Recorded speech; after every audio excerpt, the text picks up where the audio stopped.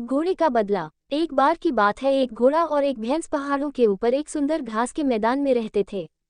ये भोजन और पानी से भरपूर और सुंदर प्रकृति की गोद में बसा हुआ स्थान था। पहाड़ियां कोमल हरी घास से लदी हुई थीं। बहती जलधारा ने उनकी प्यास बुझाने के लिए ताज़ा ठंडा पानी प्रदान किया। घोड़ा और भैंस बहुत अच्छे दोस्त बन गए। वे साथ साथ खेलते थे, साथ साथ गाते थे, साथ साथ नाचते थे और साथ साथ भोजन करते थे। एक साल बारिश नहीं हुई। दुर्भाग्य से घास का मैदान सूख गया। धूप की तपिश में घास भी भूरी हो गई। जल्द ही घोड़ा और भैंस कम पानी और घास के लिए लड़ने लगे। एक दिन उनकी रोज की लड़ाई हिंसक हो गई। वे जमकर मारपीट करने लगे। घोड़े ने लात मारी और टक्कर मारी, जबकि भैंस ने उसे अपने विशाल शरीर के साथ एक तरफ धकेल दिया। अंत में भैंस ने अपने तीखे सींगों से घोड़े को घायल कर दिया। घोड़ा बुरी तरह जख्मी हो गया। वह दर्द से कराह उठा। उसने एक बार उस स्थान को छोड़ दिया। कुछ दिन बीत गए। घोड़ा अपनी चोटों से उबरने लगा। उसे काफी अच्छा लग रहा था। उसे भैंस पर बहुत गुस्सा भी आ रहा था।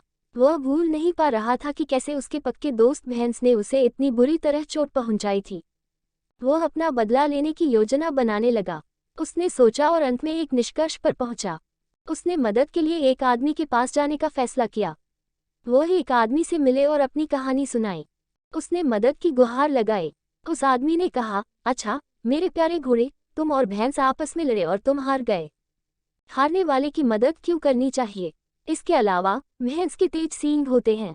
अगर वह तुम्हें चोट पहुंचा सकती है तो वह निश्चित रूप से मुझे मार डालेगी। उस आदमी ने कंधे उचकाए और कहा, तुमने मेरा फैसला सुन लिया। अब मुझे जाने दो और अपना काम करने दो। घोड़ा उदास हो गया। जैसे ही वह आदमी आगे बढ़ने लगा, घोड़े ने दयनीय स्वर में फिर से विनती की, यदि आप मेरी मदद करते हैं तो मैं आपको उस शक्तिशाली भैंस को पकड़ने में मदद करूंगा। फिर आप उसे रख सकते हैं और मैं अपने घास के मैदान में अकेला रह जाऊंगा। वह आदमी इस प्रस्ताव पर रुक गया और सोचने लगा, लेकिन फिर उसने हंसते हुए जवाब दिया, पकड़ी गई भैंस का मैं क्या करूंगा? वह मेरे किसी काम की नहीं रहेगी। घोड़े ने उसे यह कहते हुए मनाने की कोशिश की, इसका दूध न केवल मीठा है बल्कि बहुत स्वास्थ्यवर्धक भी है। यदि आप इसे रोज पिएंगे तो आप बहुत मजबूत हो जाएंगे। अब वह आदमी संतुष्ट हो गया और घोड़े की मदद करने को तैयार हो गया। उसे केवल चिंता थी कि भैंस के सींग का। घोड़े ने एक योजना सुझाई। आपको जो चाहिए वह एक बड़ी मोटी छड़ी है, घोड़े ने कहा। उसने जारी रखा, मेरी पीठ पर चढ़ो और हर बार भैंस के पीछे भागो, उसे छड़ी से मारो।